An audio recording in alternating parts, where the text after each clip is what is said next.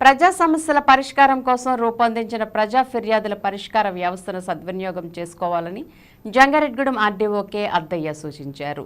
Jangareddygudem RDO కార్యాలయంలో సోమవారం ప్రజా ఫిర్యాదుల పరిష్కార వ్యవస్థను నిర్వహించారు. ఈ కార్యక్రమంలో భాగంగా డివిజన్లోని వివిధ ప్రాంతాల నుంచి వచ్చిన ప్రజల వద్ద నుంచి ఆర్డీఓ వినతులను స్వీకరించారు. ప్రజా ఫిర్యాదులను పరిశీలించి వాటి పరిష్కారానికి తగు చర్యలు తీసుకున్నారు. ఈ సందర్భంగా ఆర్డీఓ మాట్లాడుతూ ఎన్నికల నేపథ్యంలో గత కొంతకాలంగా గ్రీవెన్స్ కార్యక్రమం నిలిపివేయబడిందని, ప్రభుత్వ ఆదేశాల మేరకు మళ్లీ ఈ గ్రీవెన్స్ను ప్రారంభించడం జరిగిందని చెప్పారు. ప్రజా ఫిర్యాదుల పరిష్కార వ్యవస్థ పేరుతో జరిగే ఈ కార్యక్రమాన్ని ప్రజలు సద్వినియోగం చేసుకోవాలని సూచించారు.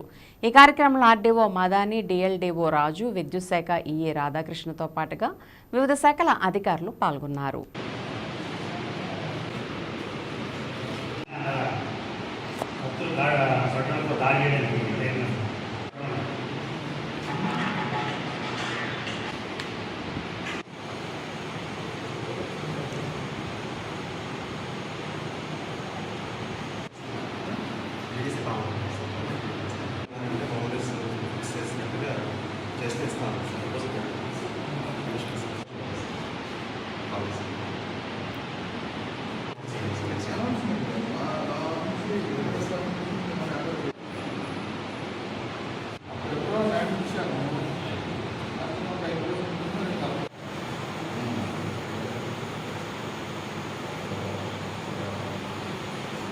పబ్లిక్ గ్రీవెన్స్ రెడ్రెసల్ సిస్టమ్ ప్రజా సమస్యల పరిష్కార